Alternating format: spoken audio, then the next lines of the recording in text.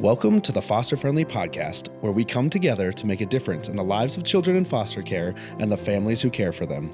Foster Friendly communities are part of a nationwide movement by America's Kids Belong that helps people from all walks of life take action and help kids and families thrive.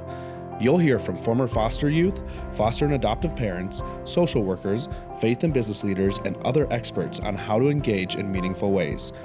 Our hosts Brian, Travis, and Courtney explore inspiring stories of everyday people making a difference in foster care where they live and work. Hello, welcome to the Foster Friendly Podcast. I'm your host, Brian Mavis, and I have my nonpartisan co-host, Courtney Williams, with us today. And Courtney, I'm excited about our guest today. And it's a unique guest because we're going to be talking about something that we normally would not be talking about because it's policy related, but this seemed like a no-brainer to us. So yes. Greg Landsman, thank you so much for joining us.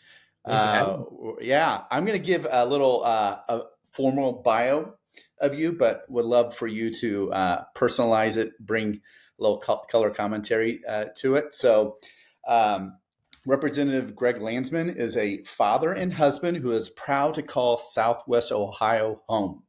Before joining the U.S. House of Representatives in 2023, Greg served on the Cincinnati City Council for 5 years, where he led investments in public safety and core services. Greg has spent his entire career advocating for children and families, especially the most marginalized. Greg and his wife, Sarah, live in Cincinnati with their 2 children, Maddie and Elijah. Pretty good. Thank you. So, but I know there's a lot of human interest behind all that formality. So, we would love to hear just more about yourself.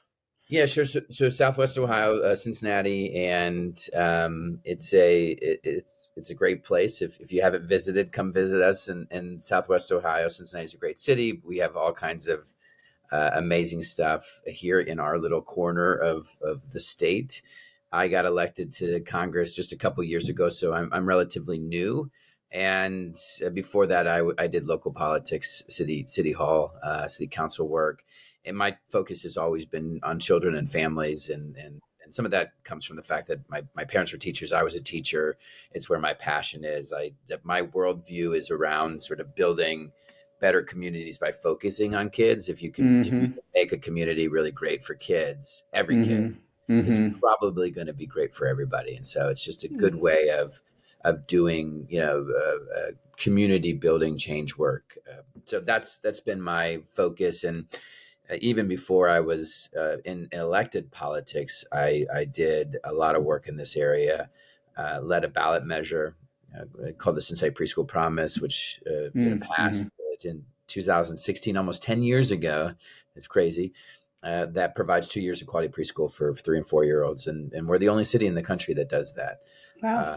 But I'm a big believer in all the early childhood work and making sure that everyone has access, every expecting mother has access to really great prenatal care because of the brain development that's happening early on, even before birth, and then having paid family leave and at childcare and preschool, and just giving every one of these kids everything they need in those early years so that they can start school ready to go. Kids that start school ready to go in almost every instance do way better. They graduate. It's a game changer, and we don't really prioritize that in the way we should. So at City Hall, I was able to do more around childcare, eviction prevention programming, and helping keep children and families together and in their homes.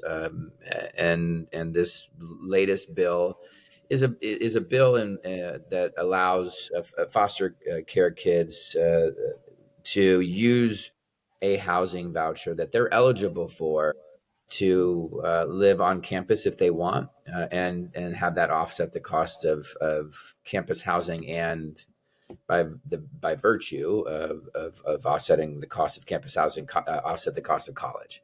And it also just allows foster kids or those who have aged out to be in community. As what typically happens now is if they make it and they get to go to college and they're able to use a housing voucher, they got to be off campus. You're not allowed to use it on campus.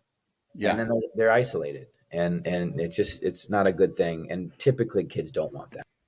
Yeah, I'm looking forward to unpacking that more for our listening audience, so they really understand why this is important, why we would want to support it as well. But I'm really curious about something you said earlier, just about kind of your orientation, your North Star of saying, okay, if I focus on children and even maybe a subset of vulnerable children, and if I can make that my focus, then it will have a positive impact, not just for them, but everybody surrounding them. Has that ripple effect.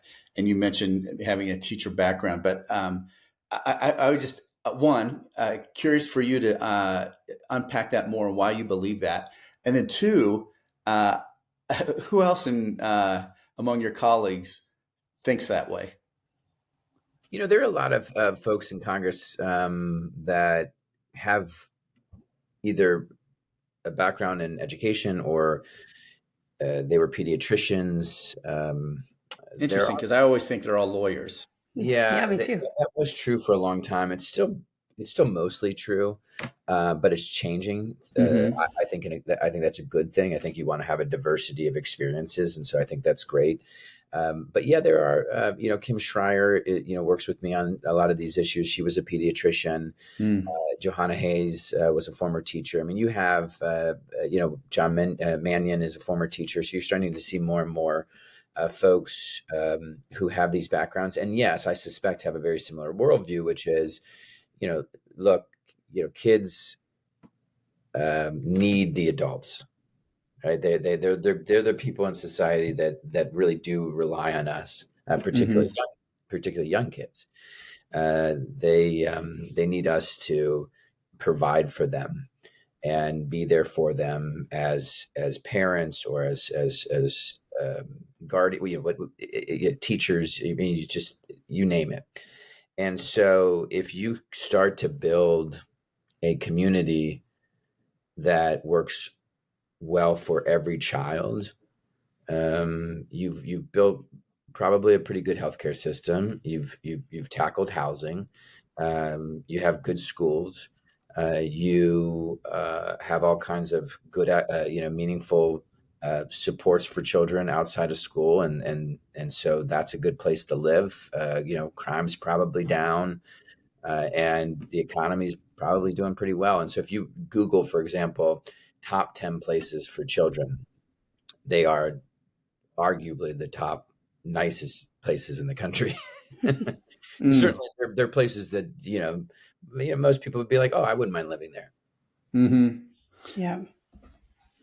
So then let's talk about this specific subset then. And I know it's beyond children. It kind of goes more into youth and teens and age out. So what was your experience prior to becoming a congressman with kids in foster care?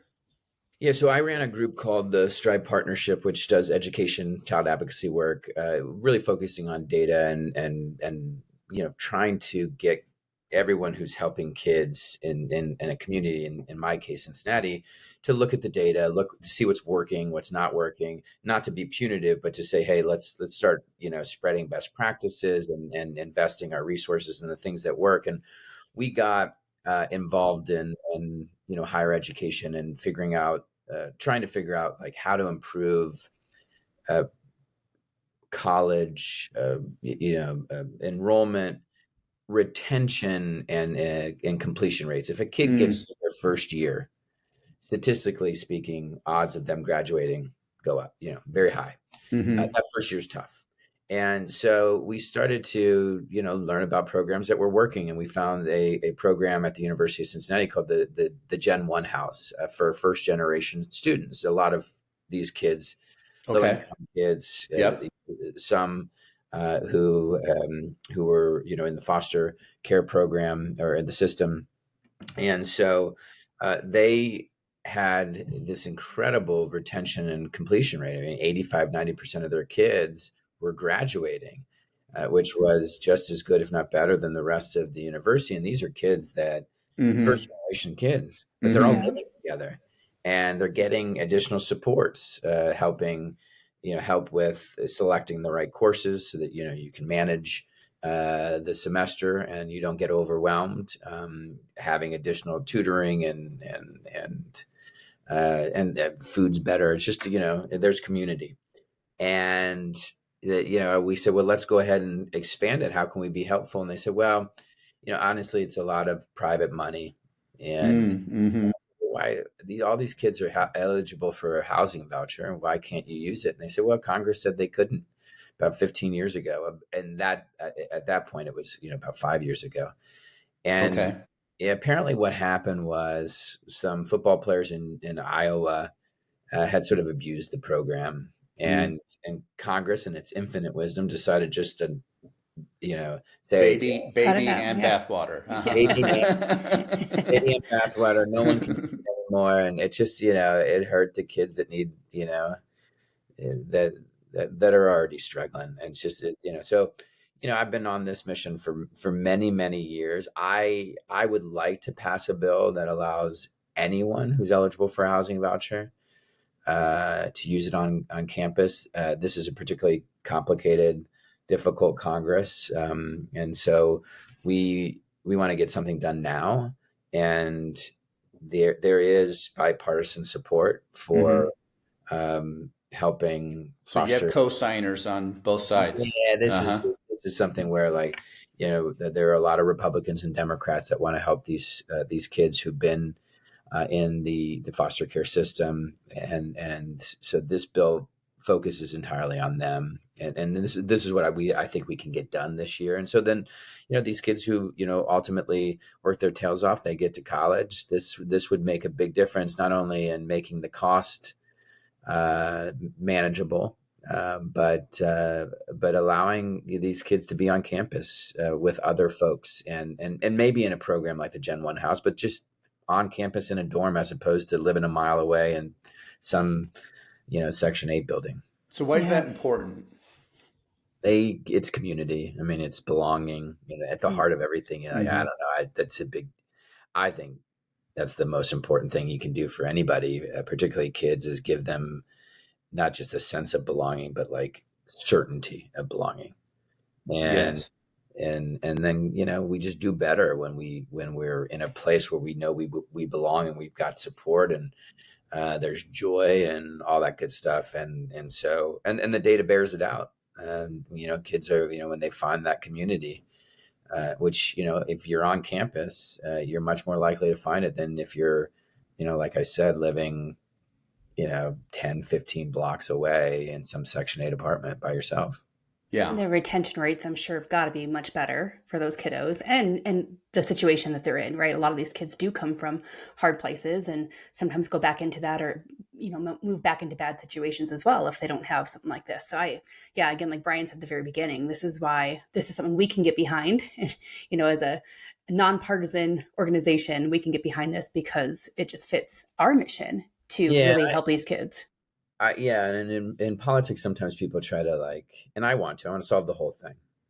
But sometimes that's not where everyone's ready to go, So I think sometimes you got to find the places where people are like, yes, let's do that and just get that done. And and this is about as nonpartisan or bipartisan as it gets. So hopefully we get this passed and we get it in play as soon as possible. So where does it stand right now? What's kind of the current status? So we've introduced it as a bill, and that allows people to start signing on and say, hey, I want to be part of getting this thing passed. It goes to a particular committee. I begin to work the committee as with my co-sponsors. Let's say there's 30, 40 members of Congress on that committee. You want everyone on that committee to sign up so that they say to the chair of the committee, let's go ahead and take this up. Let's pass it out of committee. And then you start working leadership and others to push to get it on the floor. And then you want to do a sort of companion effort in the Senate. So we'll also get something started in the Senate so that you can get them passed, as simultaneously as you can. and then it gets sent to the president and signed into law. And it should take, I think, something like this, a couple weeks or a couple months. It takes, quite frankly, the better part of a year. And for something as simple as this, it could go faster, but it'll really sort of start to move, hopefully this fall. Yeah. So I'd like to have our listeners understand this a little bit better and look under the hood, in the sense that you're not going to be creating a new department. You're actually using something that already exists with the Section 8 housing a choice voucher. So I don't want to assume that our listeners even know what that is, Section 8 housing. So if you could explain that a little bit, and how you're using that and just broadening it a bit, then maybe our listeners will say, okay, I see how he's trying to accomplish this. Yeah, so the federal government does housing work mostly through the Department of Housing and Urban Development, or HUD. Mm-hmm. And the money, the investments in housing, public housing, come in mostly two forms: money to build public housing, and then vouchers. Communities get a certain amount of money, and people who are eligible, low income, need the assistance, can apply and get a voucher that allows them to take that voucher to any eligible Section 8. It's a Section 8 program, so that's just the name of the program. Mm-hmm. It's not well branded, but it. They could use a marketing person. and they can use it in housing that's been approved by HUD through the Section 8 program. So you get a Section 8 voucher, and then you try to go find an apartment. And, the challenge is with that program is it hasn't kept up with the high cost of housing. And so there are fewer and fewer landlords, property owners that are willing to be part of the program. And but in any event, most, if not all, of these kids are eligible. They've aged out, and they're on their own, and so they're eligible. They don't have any real income or assets, and so they would be eligible, and they could then apply for the voucher, which pays for rent off campus, and then that would go towards paying the university to offset the cost of on-campus housing. So you're, I just try to explain it to a fifth grader, is you're taking a program that already, that people with low income can apply towards renting a house or an apartment, but that program does not apply to on-campus housing or dormitories. And you're saying, let's just expand it a little bit to those. That's all. Just let people use it to live on campus during college. Which is so important, because we've already, going back to that word belonging, you've got kids who've grown up, who've bounced around from house to house, who may not be connected to a family, and they don't feel like they fit in, they don't belong. And now they've beat the odds because far fewer than 10%, I think closer to 5%, actually end up graduating from a four-year school. But they're beating the odds. They have some ambition and aspiration to go to a college. And here they are again. They have a financial obstacle of housing, and two, the housing that they might be able to get is off campus, and they're again feeling like, okay, so I'm getting the message again. I don't really belong here. I don't belong on this campus, and so it has both what you're proposing, a positive financial impact and a positive emotional relational impact. Yeah, that's right. I mean, I'm only going to repeat what you said, but I think it's really important. One, it makes it less, it makes it more affordable. But I think almost more importantly, it makes it so much better, mm-hmm. and likely that these kids are going to succeed. And a lot of times kids get there and they get some public help to go to college. And that first year is just too much because there's just not much of a support system there. There's no community. And and they, they get pulled into all kinds of stuff and that's it. And it's hard to come back. So this sort of gets them into that community in a way that has proven to make all the difference in the world in terms of kids, doing well, feeling good, and going to that, and getting through that first year. And if you, again, like I said at the beginning, if you get through that first year, your odds of you graduating very high. Skyrocket. Yeah. I'm curious. So we've adopted through foster care a daughter that was 15 at the time. And I know, at least here in Colorado, if they are adopted after age 13 or emancipate or age out after age, from foster care, they are eligible for in-state tuition paid for. Where's the line there? Is it if they age out, if they're adopted after a certain age? Is there anything like that for these older youth that might find permanency, in their later years? Or is this specifically for those that age out? No, it's for anyone that was in that was a foster, that was in the program. Okay. And I will say for us, we primarily in the last few years, we've fostered teens. And one of the biggest things we do is sit down and chat with them about their goals, their ambitions. And over again, we hear these teenagers saying, this is a dream of mine, but I'll never get there. This is a hope of mine, but it's impossible for me. And it's like, no, it's not possible. And to be able to sit down and be like, hey, these are some things for you that are there. It really does give them a boost of confidence. It gives them oh, these people hear me and see me and know that this has been hard. So I see it just as a win-win for these kiddos that, I can't imagine the stuff that they've gone through and especially in those older teen years and then trying to go out and be an adult, feeling like they're on their own. I love it. Yeah. So, the key now is just like sort of the roll up your sleeves, grind it out, hard work of getting in front of members of Congress and saying, hey, it's a really good bill. Please, I'd love your help. And just getting people to work on it. And you start to get 50, 60, 70 people working on it. And, that's when you're going to probably get it done. Okay. And then what are something that our listeners might be able, if they're like, I want to see this happen, what could they do?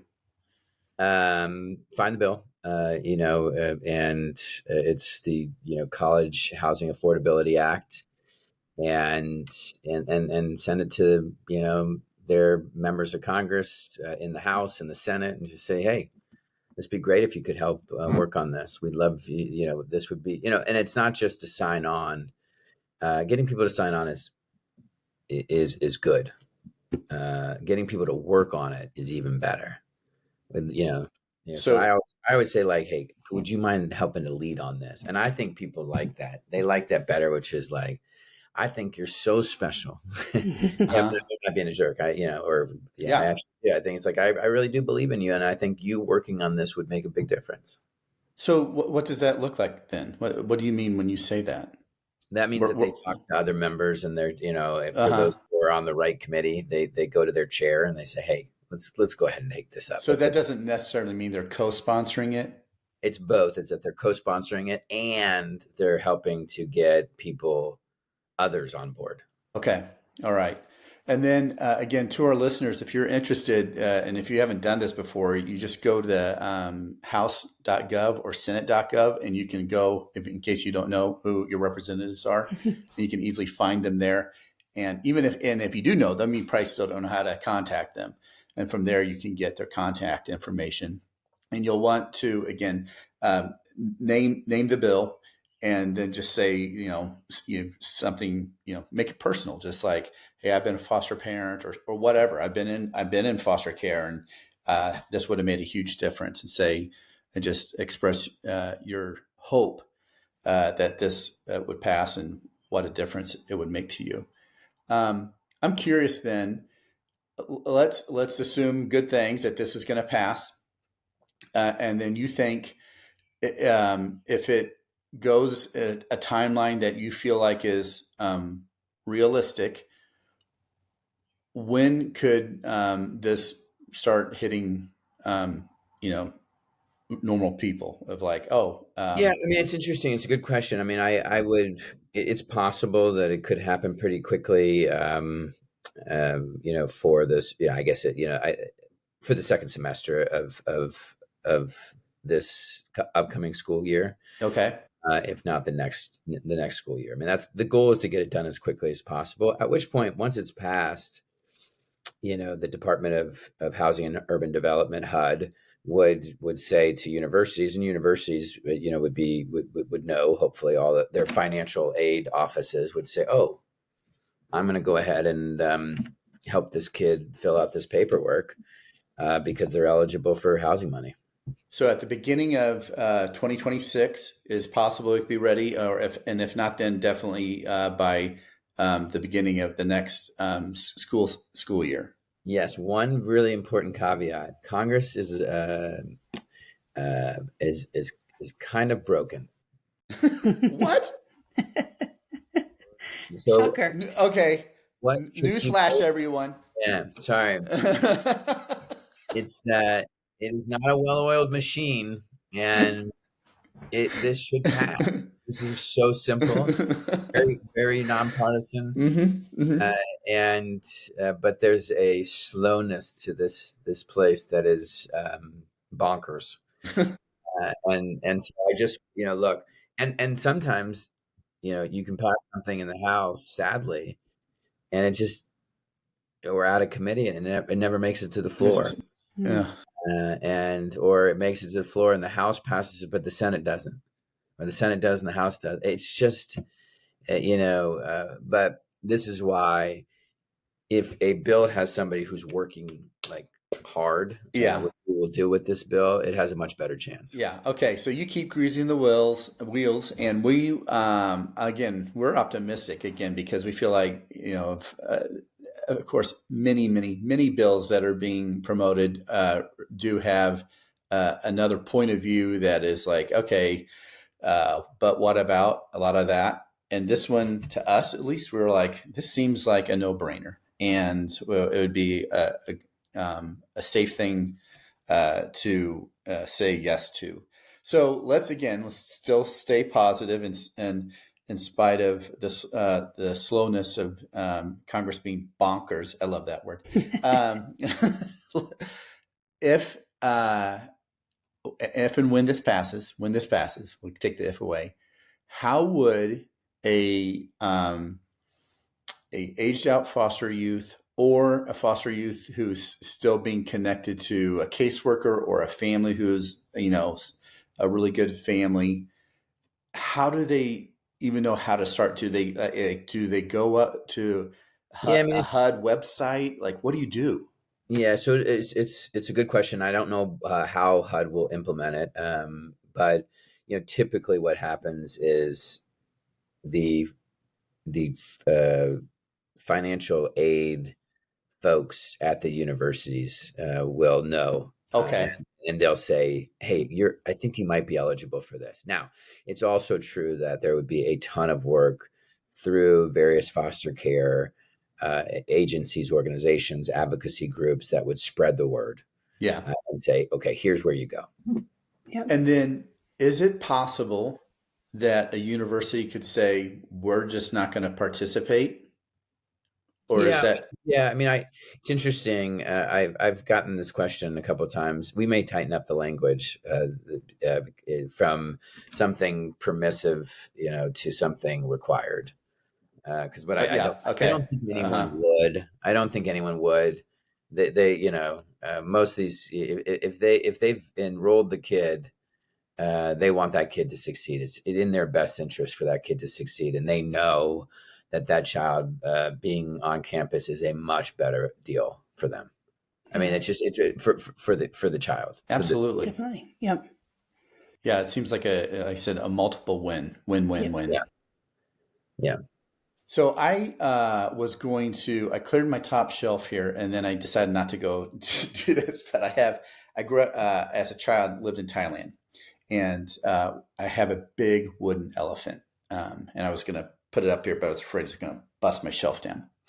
And I didn't want to do that, like to make some, the reason I didn't do it was like, oh, I probably ought to have a big donkey up here as well, just so, but the point was, years ago, So good. I was trying to get people on different sides of not just the aisle, but in different sectors to work together on something. And I had a caseworker say to me, she said, Brian, have you ever heard the African proverb that says, when the elephants fight, it's the grass that suffers? Yeah. And I want to encourage our listeners, everyone, and say, by the way, if you don't understand the proverb, it means when the big people, when the big dogs, when the big sectors, when they're not cooperating with each other and they're not working together, when they're fighting, it's the more vulnerable and very often the kids who end up becoming the victims.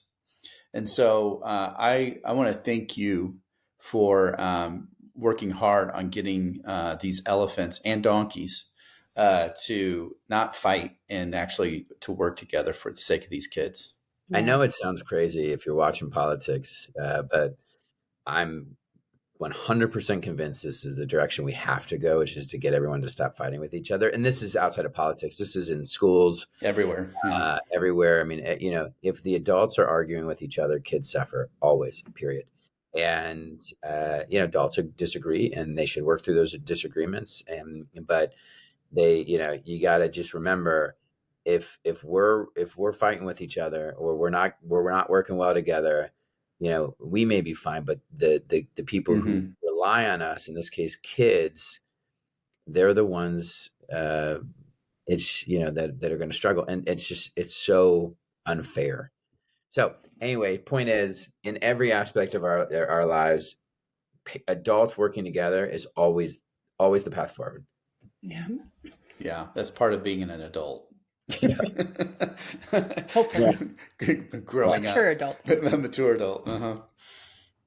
Well, Greg, as we close this out, we just want to thank you for your time, for your effort on this bill that we, like I said, we stand behind, and we're going to get others to stand behind as well. In our work, people often will ask us, like, hey, you know a lot about foster care. If you could change something about foster care, one thing about the system, what would you change? I want to flip that and ask you that question as we close this out. If you could change one thing about the foster care system, what would it be? Wow. That's a good question. It's a tough one. Yeah. That's a tough one. I think that when young people have that advocate that just stays with them, that's a piece that I think, is in play in some places, but not everywhere. The court appointed person, but I just think having that one, sort of permanent adult that's just there with you through the process. You don't live with them, but they're your guide and advocate. I think that's the one thing. It's just having a system where everyone has that. I love that. Yeah. It really is beautiful. Everybody needs that, and especially when you don't feel like you have anybody. I saw. I can't remember. I was just watching a show. Doesn't matter what the show was, but it was a great line. One of the adults was saying to their kid, "You really only need one good friend. You may have a lot, but you got to have one good friend." And I think that's true. And for foster care kids, like having that one person who's just there always is really consistent. important. Yeah. One consistent adult. Yeah. Congressman Landsman, thank you so much for taking time to speak with us and our audience, and for the work you're doing. And we've got your back. Thank you, Brian. Thank you, Courtney. Appreciate what you guys do. Yes, thank you. We hope you enjoyed today's episode. If so, will you help us reach more people by subscribing, sharing the podcast with a friend, and leaving a 5-star review? If you've been inspired about what you've heard today and want to learn more of how you can make a difference for kids in foster care and the foster families where you live, visit americaskidsbelong.org. We depend on individual donors to fund our work. We'd be grateful if you would consider joining us as a monthly donor. Visit americaskidsbelong.org to make your tax-deductible donation. Thank you.